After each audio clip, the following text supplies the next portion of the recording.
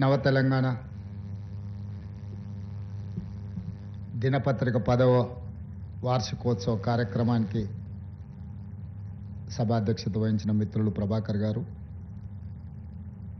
ఈ కార్యక్రమానికి అతిథులుగా విచ్చేసిన రెవెన్యూ శాఖ, సమాచార ప్రసార శాఖ మంత్రివర్యులు మిత్రులు పొంగులేటి శ్రీనివాసరెడ్డి గారు, కార్యక్రమంలో పాల్గొన్న పెద్దలు వి రాఘోల్ గారు, తమ్మినేని వీరభద్రం గారు, జూలకంటి రంగారెడ్డి గారు, మిత్రులు, ఈ మధ్య క్షేత్రస్థాయిలో ప్రజా సమస్యల మీద పోరాటం చేస్తున్న సిపిఎం ప్రధాన కార్యదర్శి జాన్ వెస్లీ గారు, తెలంగాణ రాష్ట్ర ప్రభుత్వ సలహాదారులు వేం నరేందర్ రెడ్డి గారు, ఐఎన్పిఆర్ కమిషనర్ ప్రియాంక గారు, ఇక్కడికి విచ్చేసిన పెద్దలు వి హనుమంతరావు గారు, మిగతా రాజకీయ ప్రతినిధులు, పాత్రికేయ మిత్రులందరికీ నా హృదయపూర్వక నమస్కారాలు. మిత్రులారా, చాలా కార్యక్రమాలకు వెళ్తూ ఉంటాం, చాలా అంశాలను ప్రస్తావిస్తుంటాం, మాట్లాడుతుంటాం. కానీ ఇందులో ప్రజలకు ఉపయోగపడి, ప్రజలకు స్ఫూర్తినిచ్చి, నిరంతరం ప్రజల పక్షాననే నిలబడి పనిచేసే సంస్థలు కొన్ని మాత్రమే. ముఖ్యంగా పత్రికల నుంచి, ప్రసార సాధనాల నుంచి, పాత్రికేయ మిత్రుల నుంచి ప్రజలకు ఒక గొప్ప విశ్వాసం, నమ్మకం ఉంటుంది. కానీ ఈ మధ్యకాలంలో ఆ విశ్వసనీయతను కోల్పోయే పరిస్థితులు మన సమాజంలో జరుగుతున్నాయి. దేశ స్వతంత్రానికంటే ముందు స్వతంత్ర ఉద్యమ భావజాలాన్ని, ఈ దేశ ప్రజల్ని ఏకోన్ముఖం చేసి బ్రిటిషర్స్ చేతిలో నుంచి స్వతంత్రాన్ని సాధించుకోవడం కోసం ఆనాడు మహాత్మా గాంధీ గారు యంగ్ ఇండియా అనే పత్రికను వారు నడిపిండ్రు. వారి తర్వాత పండిట్ జవహర్లాల్ నెహ్రూ గారు నేషనల్ హెరాల్డ్ పత్రికను నడిపిండ్రు. స్వతంత్రానికంటే ముందు స్వతంత్ర సాధనలో పత్రికలు, భావజాలాన్ని, భాషను, స్వతంత్రం రావడం ద్వారా తండాలలో, గూడాలలో, మారుమూల పల్లెల్లో ఉండే అత్యంత వెనుకబాటుకు లోనైన ప్రజలకు కలిగే ప్రయోజనాన్ని ఆనాడు ఆ పత్రికలు దేశ ప్రజలందరినీ ఒక వేదిక మీదకి తీసుకొచ్చి స్వతంత్ర సాధన ఉద్యమంలో వాళ్ళందరినీ పాత్రదారులుగా చేయడానికి పెద్ద ఎత్తున ఆనాడు పత్రికలు ఉపయోగపడ్డాయి. అదేవిధంగా కమ్యూనిస్టు భావజాలాన్ని దేశవ్యాప్తంగా ప్రజలకు చేరువ చేయడానికి ఆనాటి సాయుధ రైతాంగ పోరాటం నుంచి మొదలు పెడితే సమాజాన్ని పట్టి పీడిస్తున్న సామాజిక రుగ్మతలు, అది బాల్య వివాహం కావచ్చు, లేకపోతే కులాల మధ్యల అంతరం కావచ్చు, జోగిని వ్యవస్థ కావచ్చు, ఆలయాలలోకి దళితులను ప్రవేశించకుండా నిషేధిస్తున్న సందర్భంలో ప్రజల పక్షాన నిలబడి ప్రజాశక్తి, ప్రజా సమస్యల్ని పాలకుల దృష్టికి చైతన్యం కలిగిన సంఘాలు వీటిని ముందుకు తీసుకెళ్లడానికి ఆనాడు కమ్యూనిస్టుల ఆధ్వర్యంలో ఉన్న పత్రికలు విశేషమైన కృషి చేసినాయి.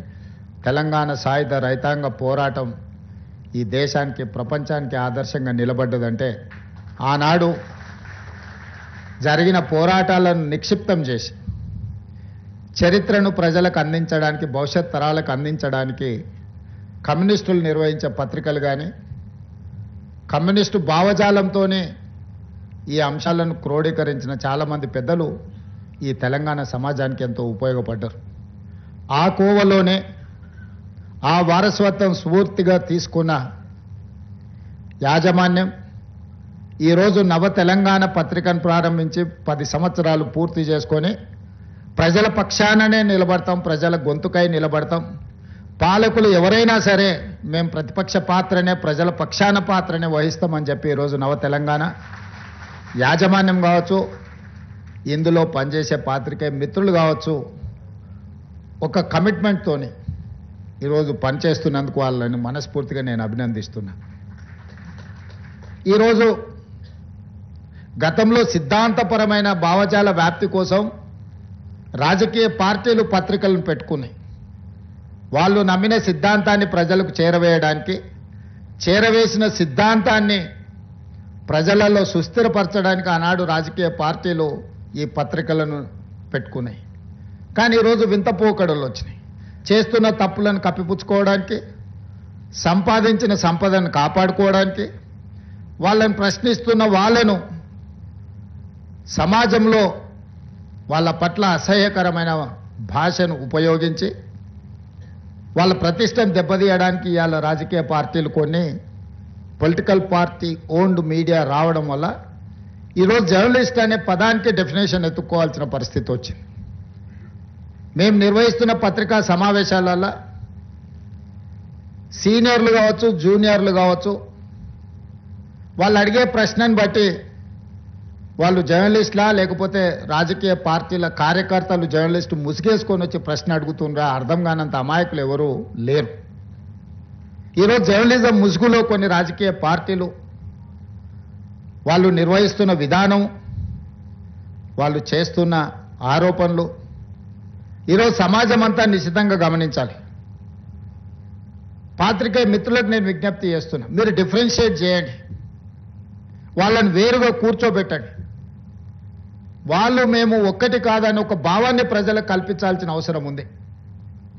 ఈరోజు media, social media, digital media ఎవడు పడితే వాడికి మొత్తం పెన్ను పేపర్ ఇస్తే వాళ్ళు మొత్తం రాయలేడు, ఏబిసిడి మొత్తం రాయలేడు, వాడు కూడా నేను జర్నలిస్ట్ అంటాడు. ఏం జర్నలిస్ట్ అంటే నేను సోషల్ మీడియా జర్నలిస్ట్ని అంటాడు. వాని పేరు పక్కనే జర్నలిస్ట్ అని పెట్టుకుంటాడు. అది మొత్తం వాళ్ళ ఇంటి పేరే అయినట్టు, వాళ్ళ తాతలు ముత్తాతల నుంచి జర్నలిజంలో పుట్టి పెరిగినట్టు జర్నలిస్ట్ ఎల్లయ్య, జర్నలిస్ట్ పుల్లయ్య అని పెట్టుకుంటారు. వాడు ఎప్పుడైనా జర్నలిజం స్కూల్లోనైనా చదివిండా లేకపోతే ఓనమాలు మొత్తమాన్ని వస్తాయంటే ఆ రెండు రావు. జర్నలిజం అక్షరం ముక్క కూడా. ఒకప్పుడు ఈ రాజకీయ పార్టీలు సిద్ధాంతాన్ని పూర్తిగా నమ్మిన కార్డు హోల్డర్స్ అన్న జర్నలిస్ట్గా ఉండేటోళ్ళు, లేకపోతే జర్నలిజం చదివిన వాళ్ళు అన్న జర్నలిస్ట్గా బాధ్యతలు ఇచ్చేవాళ్ళు. వాళ్ళ పనితనాన్ని బట్టి వాళ్ళకు బాధ్యత పెంచేవాళ్ళు. కానీ ఈరోజు అది ఏమీ లేదు. ఎక్కువ ఆవారగా రోడ్ల మీద తిరిగేటోడు, ఎక్కువగా తిట్లొచ్చినోడు, ఏదంటే అది మాట్లాడేటోడే ఈరోజు జర్నలిస్ట్ అనే ముసుగు తోడుకొని సోషల్ మీడియాలో అందరి పట్ల అసహ్యకరమైన భాషను ఉపయోగించే పరిస్థితులు వచ్చినాయి.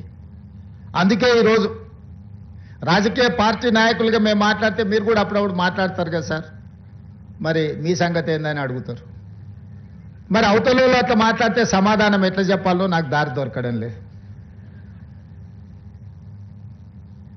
అందుకే నిజమైన జర్నలిస్టులు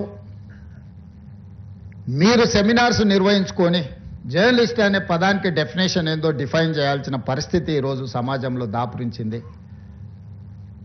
పత్రికా సమావేశాలకు కూడా ఎవరు పడితే వాడు లోపలికి వచ్చేసి మీకంటే ముందల కుర్చీలో కూర్చుంటాడు. ఇంతకుముందు నేను చూస్తున్నాను, ఒక 15 సంవత్సరాల క్రితం నేను ప్రజాప్రతినిధిగా ఎన్నికైనప్పుడు పత్రికా సమావేశాలు పెడితే సీనియర్ రాగానే సీనియర్ జర్నలిస్ట్ ఏ పేపర్ అన్నా ఉండని, లేకపోతే ఏ టీవీ అన్నా ఉండని, జూనియర్స్ ఎవరైనా ఉంటే సీనియర్స్ వస్తే ముందల సీట్లో కూర్చున్న వాళ్ళు కూడా లేచి వాళ్ళకి సీట్ ఇచ్చి వెనక్కి వెళ్ళి కూర్చునే వాళ్ళు. ఒకవేళ సీట్ లేకపోతే పక్కకు నుంచో నోట్ చేసుకునేది.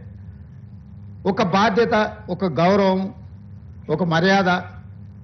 వాళ్ళ యాజమాన్యాలు ఎవరున్నా జర్నలిస్టుని ఒక గౌరవించుకునే పరిస్థితి ఉండే. ఇప్పుడు ఆ పరిస్థితి పూర్తిగా దెబ్బతిన్నది. వాడు ఖాళీగా ఉంటాడు కాబట్టి 3 గంటల ముందే వచ్చి ముందల కుర్చీలో కూర్చుంటాడు, కాలు మీద కాలు వేసుకొని.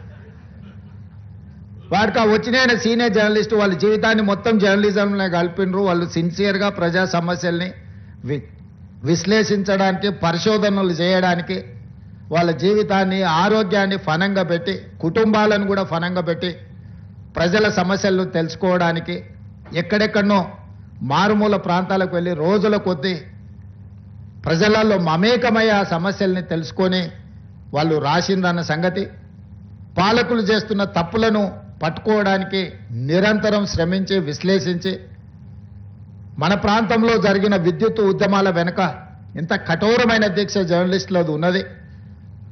సరళీకృత విధానాలు వచ్చినప్పుడు ఆ సరళీకృత విధానాలు దేశ సంపదను పెట్టుబడిదారులు ఏ విధంగా కొల్లగొడతారని ఆనాడు విశ్లేషించిన జర్నలిస్టులకు ఈ రోజు వచ్చినోనికి వాళ్ళ గురించి ఓనమాలు కూడా తెలియని పరిస్థితి, వాళ్ళు వస్తే కనీసం కూర్చోమని చెప్పాల్సిన కనీస మర్యాద పాటించాలన్న ఇంగిత జ్ఞానం కూడా కోల్పోయిన వాళ్ళు ఈరోజు వచ్చి మేము పత్రికా సమావేశాలు పెట్టినప్పుడు ముందల వరుసలు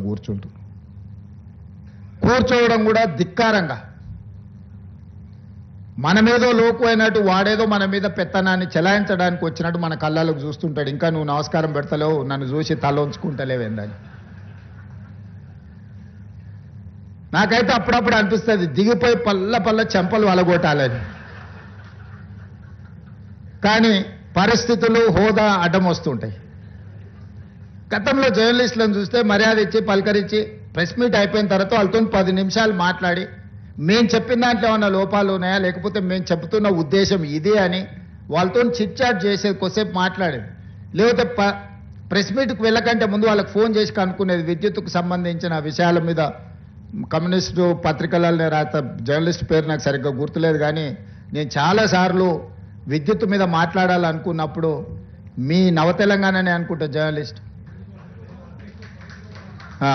వేణుగోపాల్ గారు, నేను చాలాసార్లు నాకు కొంత అవగాహన ఉన్నా ఇది 100% కరెక్ట్గా ఉండాలని మాట్లాడితే అని చాలా సందర్భాల్లో పిలిచి కూర్చోబెట్టుకొని మాట్లాడి అసెస్మెంట్స్ నుంచి యాదాద్రి భద్రాద్రి లాంటి విద్యుత్ ప్రాజెక్టులు, ట్రాన్స్మిషన్ లాసెస్ గురించి, విద్యుత్ బకాయిల గురించి, రైతుల సమస్యల గురించి చాలా సందర్భాల్లో జర్నలిస్టులతో కూర్చొని మాట్లాడి నోట్ రాసుకొని తర్వాత వెళ్ళి మాట్లాడేది. చాలామందికి మేము ఎంత వెనకాల హోంవర్క్ చేసినామని తెలీదు. అట్లా జర్నలిస్టులు వాళ్ళ నాలెడ్జ్ని మొత్తాన్ని ప్రజలకు ఉపయోగపడే విధంగా పనిచేసిన జర్నలిస్టులు చాలామంది నాకు తెలుసు. కానీ ఈరోజు వింత పోకడలు వచ్చినాయి. ఆ వింత పోకడలకు రాజకీయ పార్టీలు కూడా తోడైనాయి. రాజకీయ నాయకుల యొక్క స్టేట్మెంట్ల పట్ల విశ్వసనీయత తగ్గుతున్న క్రమంలో జర్నలిస్టులు కూడా వేగంగా అదే దారికి పరిగెత్తుతున్నారు.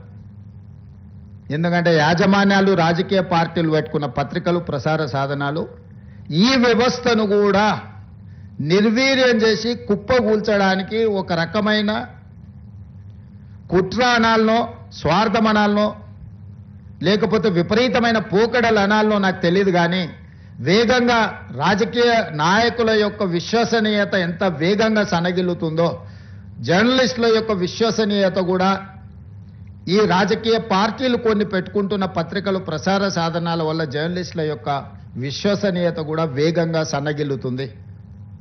అందుకే ఈరోజు నిబద్ధత కలిగిన జర్నలిస్టులు విశ్లేషించుకొని ఒక లక్ష్మణరేఖ గీసుకోవాల్సిన అవసరం ఉంది.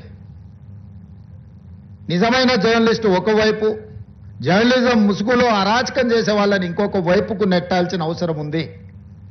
అది జరగకపోతే పత్రికలకు, ప్రసార సాధనాలకు కాదు, తెలంగాణ సమాజానికి, దేశం యొక్క భద్రతకే ప్రమాదకరంగా తయారయ్యే పరిస్థితులు ఉన్నాయి. నిన్న మొన్న కొంతమంది సోషల్ మీడియా ప్లాట్ఫామ్లో పనిచేసే వాళ్ళు పాకిస్తాన్ ఐఎస్ఐ ఏజెంట్లుగా పనిచేస్తున్నారని చెప్పి ఆపరేషన్ సింధూర్ సందర్భంగా కొంతమందిని అరెస్టులు చేసే పరిస్థితి వచ్చింది.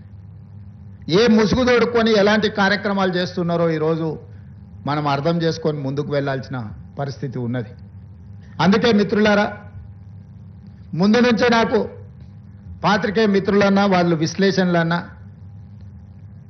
లేకపోతే వాళ్ళు రాస్తున్న వార్తా కథనాలలో సమాచారాన్ని నేను ఎప్పుడు నిశితంగా గమనిస్తుంటా. అది మాకు కూడా ఒక నాలెడ్జ్. అన్ని పుస్తకాలు, ఏ పుస్తకంలో ఏముందో తెలుసుకోవడమే ఒక పని, అందులో ఏ పేజీలో ఏముందో చదువుకోవడం అని ఇంకా కష్టమైన పని. కానీ సీనియర్ జర్నలిస్టులు, సిన్సియర్ జర్నలిస్టులు ఆ విశ్లేషణ చేసి క్రోడీకరించి ఒక దగ్గరికి తీసుకొచ్చి ఒక ఆర్టికల్ రాస్తే అది మనకు పెద్ద ఎత్తున ప్రభుత్వ పరిపాలనలో ఉపయోగపడుతుంది. సామాజిక స్థితిగతులను లేవనెత్తడమే కాదు, ప్రభుత్వం తీసుకొస్తున్న సంక్షేమ పథకాల అమలులో జరుగుతున్న నిర్లక్ష్యం కావచ్చు, లేకపోతే జరుగుతున్న తప్పిదాలు కావచ్చు, విశ్లేషించి రాసినప్పుడు వాటిని నియంత్రిస్తే మన గౌరవమే పెరుగుతుంది, పరిపాలన మీద పట్టు మనకు వస్తుంది. పరిపాలన మీద పట్టు సాధించాలంటే విశ్లేషణాత్మకమైన ఆర్టికల్స్ను కానీ, సమస్యల్ని లేవనైతే పత్రికలను చదివితే మనల్ని మనం సరిదిద్దుకోవడానికి ఉపయోగపడుతుందని నేను బలంగా నమ్ముతాను. అందుకే ప్రజల్ని ఈ మధ్య గతంలో నిర్బంధాలు ఉండేవి. ఈ మధ్య మా మిత్రుడు జాన్ వెస్లీ గారు చాలా ధర్నాలు కార్యక్రమాలలో వెళ్తున్నారు. ఎక్కడ కూడా పోలీసులు వారిని అడ్డుకున్న పరిస్థితులు అయితే లేవని నేను అనుకుంటున్నాను. నేను క్లియర్గా చెప్పిన అన్నీ గమనిస్తూనే ఉన్నాను. నేనేం అందుకే చెప్తున్నా, వారు ఒకవేళ అట్లా అనుకుంటారేమో అని అందుకే చాలా క్లారిటీగా చెప్తున్నా. నేను కిందికి కూడా అధికారులకు ఆదేశాలు ఇచ్చిన. మా ఆలోచనను బట్టే అధికారులు పనిచేస్తారు. అధికారులకు పెద్దగా ప్రచారం నా చేతుల్లో లేదు. మీరు చేసే కార్యక్రమాలకు వెసులుబాటు కల్పించడం ముఖ్యమంత్రిగా నా చేతిలో ఉంది. కానీ ప్రచారం అనేది ఇక మిగతా పెట్టుబడులతో కూడుకున్న వ్యాపార సంస్థలు వ్యాపార ప్రయోజనాలను దృష్టిలో పెట్టుకొని వాళ్ళు ప్రచారం కల్పిస్తున్నారు. కాకపోతే నా వరకు నేను కమ్యూనిస్టు సోదరులను ఉప్పుతో పోలుస్తా. ఏ వంట ఏ మసాలాలు ఎన్ని పెట్టి వండినా ఉప్పు వేయకపోతే దానికి రుచి ఉండదు. మసాలాలు ఎంత గొప్పగైనా కలపొచ్చు.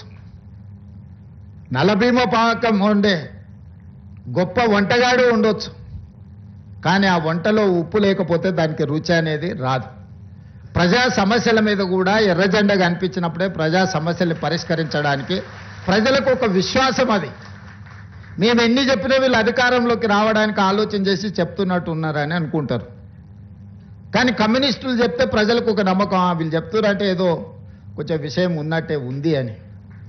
కమ్యూనిస్టులు అధికారంలోకి తేవడానికి పనికొస్తారో పనికిరారో నేను విశ్లేషించలేను, కానీ ఉన్నోన్ని దించడానికి మాత్రం 100% పనికొస్తారు.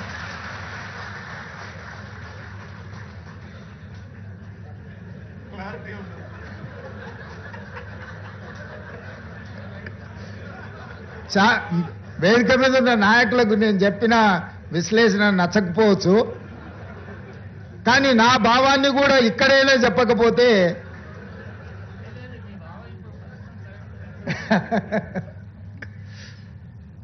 సో ఉన్న వాళ్ళని దించడానికి కమ్యూనిస్టులు ఎప్పుడూ ముందులో ఉంటారు తప్పులు చేసేవాళ్ళు. సో అందుకే తప్పులు జరగకుండా పరిపాలన అందించాలనేది నేను చాలాసార్లు ప్రైవేట్ సంభాషణలలో చెప్తూ ఉంటా. నేను నిజం చెప్పకపోయినా సరే కానీ నేను అబద్ధం చెప్పను అని. నిజం కొన్నిసార్లు కొంతమందికి ఇబ్బంది కలిగించవచ్చు, లేదా నేను చెప్పే నిజం కొంతమందికి అనవసరమైన సమాచారాన్ని ఇచ్చే అవకాశం ఉంటుంది. కానీ నేను ఎప్పుడు కూడా నా ఏ ఉపన్యాసమైనా ఏ విశ్లేషణ అయినా ఏ సందర్భం వచ్చినా రేవంత్ రెడ్డి ఈ అబద్ధం చెప్పినని ఇప్పటి వరకు ఎవరు నన్ను విశ్లేషించలేదు. నిజం అనేది ఒక భాగం. నేను రాజకీయాలకు వచ్చినప్పుడు నేను స్పష్టంగా నిర్ణయించుకున్నా, అబద్ధాల ప్రాతిపదిక మీదన అబద్ధాల పునాదుల మీద మన రాజకీయ భవిష్యత్తును నిర్మించుకుంటే అది ఏదో ఒక రోజు కూలుతుంది. అబద్ధాలు అనేటివి ఎల్లకాలం నడవవు. దిగిపోయిన నాయకుడు మాత్రం చెప్పేవన్నీ అబద్ధాలే, నిజాలుగా భ్రమలు కల్పించేంత గొప్పగా అబద్ధాలని చెప్పగలిగిన నాయకుడు. అందుకే కమ్యూనిస్టులను కూడా మొత్తం నాదే బాధ్యత పత్రిక నడిపించేది, అసలు మీరు ఏం చేయాల్సిన పర్లేదు మొత్తం నేను చూసుకుంటా అని చెప్పాడు. అట్లా చెప్పిండంటేనే అనుమానించాలి. ఎందుకంటే బాగా నమ్మిస్తే మోసం చేయడం అల్కగా అవుతుంది. నమ్మకం అనేది లేకుంటే మోసం అనేదే ఉండదు. నువ్వు ఎప్పుడైతే నమ్ముతావో నమ్మకాన్ని నీడలాగానే మోసము దాని ఎంబడే ఉంటుంది. ఆ నమ్మకం కలిగించడానికి ఎక్కువ ఎవరైనా ప్రయత్నం చేస్తే 1-2 సార్లు మనము కొంచెం జాగ్రత్తగా చూడాలి. నిజాయితీగా మాట్లాడేదానికి నమ్మే బలికేటట్టు మాట్లాడేదానికి సన్నని తెర మాత్రం ఉంటుంది, థిన్ లైన్. దాన్ని కొంచెం జాగ్రత్తగా గమనిస్తే మనకు అర్థమవుద్ది. నేను పార్లమెంట్ ఆఫీస్ ఓపెన్ చేసుకున్నప్పుడు మల్లు స్వరాజ్యం గారిని తీసుకెళ్లి వారిని చీఫ్ గెస్ట్గా తీసుకెళ్లి నేను పార్లమెంట్ ఆఫీస్ మల్కాజ్గిరి ఎంపీగా గెలిచినాడు పార్లమెంట్ ఆఫీస్ ఓపెనింగ్ చేయించుకున్నాను. మా పార్టీ నాయకులు చాలా మంది పెద్దలు ఉన్నా మల్లు స్వరాజ్యం గారిని వారికి ఆరోగ్యం బాగాలేకపోయినా రాలేను అన్నంత పరిస్థితి ఉన్నా వాళ్ళ కుటుంబ సభ్యులను మాట్లాడలేదు లేదు, వాళ్ళ కమిట్మెంట్ అనేది చాలా ముఖ్యం అని నా పార్లమెంట్ ఆఫీసును మల్లు స్వరాజ్యం గారు, నేను కాంగ్రెస్ పార్టీ వర్కింగ్ ప్రెసిడెంట్ ఉండి దేశంలోనే అతిపెద్ద పార్లమెంట్ నియోజకవర్గమైన మల్కాజ్గిరికి ఎంపీగా ఉండి నా పార్లమెంట్ కార్యాలయానికి ముఖ్య అతిథిగా మల్లు స్వరాజ్యం గారిని పిలిచి వారి చేత ప్రారంభింపజేసుకున్నానంటే నా కమ్యూనిస్టుల పట్ల అపారమైన గౌరవం ఉంది. సరే, రాజకీయాలలో ఒకసారి కలిసి పనిచేస్తాం, ఒకసారి విడిపోయి పనిచేస్తాం, కలుస్తుంటాం, విడిపోతుంటాం, ఇవన్నీ పరిస్థితులు, పార్టీలు, వ్యవస్థ. అందుకే ఈరోజు రాగానే తప్పకుండా నేను వస్తా అని చెప్పిన, మళ్ళీ ఇన్విటేషన్ ప్రింట్ చేసినాక మా మిత్రులు ఇన్విటేషన్ ఇవ్వడానికి వస్తామంటే నేను చెప్పిన వస్తా అని వచ్చిన. ఎందుకు అని అంటే ఇలాంటి సంస్థల వేదికల మీద వచ్చినప్పుడైనా నిజాలు మాట్లాడడానికి వేదికలు పనికొస్తాయి. మా మనసులో ఉన్న భావాన్ని మీ ద్వారా ప్రజలకు చెప్పడానికి ఉపయోగపడుతుంది వేదిక అని నేను బలంగా నమ్ముతా.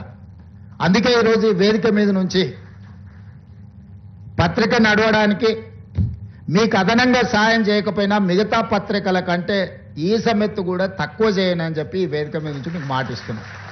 మా మంత్రి గారికి కూడా నేను సూచన చేస్తున్నా, మిగతా జనరంజకమైన కమర్షియల్ పత్రికలకు సినిమాల గురించి, గాసిప్స్ గురించి, మసాలా వార్తలు రాసే పత్రికలకు ఎన్ని అడ్వర్టైజ్మెంట్స్ ఇస్తున్నామో ఈక్వల్గా నవ తెలంగాణకు కూడా సమానమైన అవకాశాలు కల్పించాలి. వీటిని బ్యాలెన్స్ చేయాల్సిన బాధ్యత మన మీదనే ఉన్నది. నేను ముందు చెప్పినట్టు మనం ఎప్పుడు అధికారంలోకి రావాలన్న పర్టికులర్గా కాంగ్రెస్ పార్టీ అధికారంలోకి వచ్చిన ప్రతిసారి అంతకంటే ముందు కమ్యూనిస్టులు చేసిన ఉద్యమమే కాంగ్రెస్ పార్టీ అధికారంలోకి రావడానికి ఎక్కువగా ఉపయోగపడ్డాయి. 2004లో ఆనాడు కాంగ్రెస్ అధికారంలోకి వచ్చిందంటే విద్యుత్ ఉద్యమాలని లోతుగా ప్రజలకు తీసుకెళ్ళింది ఆ రోజు కమ్యూనిస్టు సోదరులని నేను నమ్ముతున్నా. 2023లో మేము అధికారం వచ్చినప్పుడు కూడా ప్రత్యక్షంగానో పరోక్షంగానో మీరు చేసిన, వీరభద్రం గారు చేసిన పాదయాత్రలు కావచ్చు, రకరకాల పోరాటాలు, ఇవన్నీ కూడా ప్రజల ప్రభుత్వాల పట్ల కొంతమంది నాయకులు ఉద్యమకారుల ముసుగు తోడుకొని ప్రజలకు చేస్తున్న అన్యాయాన్ని మీరు తొలగించడం, చివరికి ఏ పార్టీ అధికారంలోకి వస్తుందో ఆ పార్టీకి ఓటేయాలన్న ఆలోచన ఉంటుంది. కొట్లాడేటప్పుడు ప్రజలు మీ పక్షాన ఉన్నా నిర్ణయం తీసుకున్నప్పుడు అధికారంలోకి వచ్చే పార్టీకి ఓటేస్తే బాగుంటుందని అనుకుంటారు. ఎందుకంటే వాళ్ళు కూడా వాళ్ళ ఓటు ఓసారి ఇటు వస్తే ప్రయోజనం ఉంటుంది కదా అని. అందుకే ఈరోజు రావడానికి ఉపయోగపడ్డారు, దీన్ని కొనసాగించడానికి కూడా మీ సహకారం ఉండాలి. మళ్ళోసారి వస్తే ఇంకా పేదలకు మంచి చేయడానికి అవకాశం ఉంటుంది. సమస్యల ప్రాతిపదికన ప్రభుత్వం మంచి చేస్తే మంచానండి. నేను మా పార్టీ మీటింగ్లో చెప్పిన, చెడును చెవులో చెప్పాలి, మంచిని మైకులో చెప్పాలి అని. మీరు చెడును చెవులో చెప్పకపోయినా నవ తెలంగాణలో రాసినా కూడా మాకు చేరుతుంది. మీరు రాసింది తప్పకుండా ప్రభుత్వం పరిగణలోకి తీసుకుంటుంది. నిజంగా ప్రజలకు ఉపయోగపడే ఉంటే అట్లాంటి విషయాలు ఏమన్నా ఉన్నా మేము తప్పకుండా ఈ ప్రభుత్వం వాటిని పరిగణలోకి తీసుకుంటుంది. భవిష్యత్తులో కూడా కాంగ్రెస్, కమ్యూనిస్ట్ సహకారము అన్ని రకాలుగా ఉండాలి. మనం కలిసి పనిచేస్తే ప్రజలకు ప్రయోజనం ఉంటుంది. దున్నేవాడికి భూమి అనే కమ్యూనిస్టు నిదానాన్ని కాంగ్రెస్ పార్టీ అసైన్మెంట్ పట్టాలతోని ప్రజలకు చేరువైంది. పేదవాడికి ఇల్లు లేదన్నా, పేదవాడికి బుక్కడి బువ్వ పెట్టాలన్న కమ్యూనిస్ట్ ఆలోచనని కాంగ్రెస్ పార్టీ అమలు చేసింది. ఆలోచన మీది, పోరాటం మీది, అమలు చేసే బాధ్యత మాది. కృషి మీది, అధికారం మాది. మీ సహకారం ఇదే విధంగా కొనసాగాలని తెలియజేస్తూ మీ అందరి దగ్గర సెలవు తీసుకుంటున్నారు. ధన్యవాదాలు మిత్రులారా.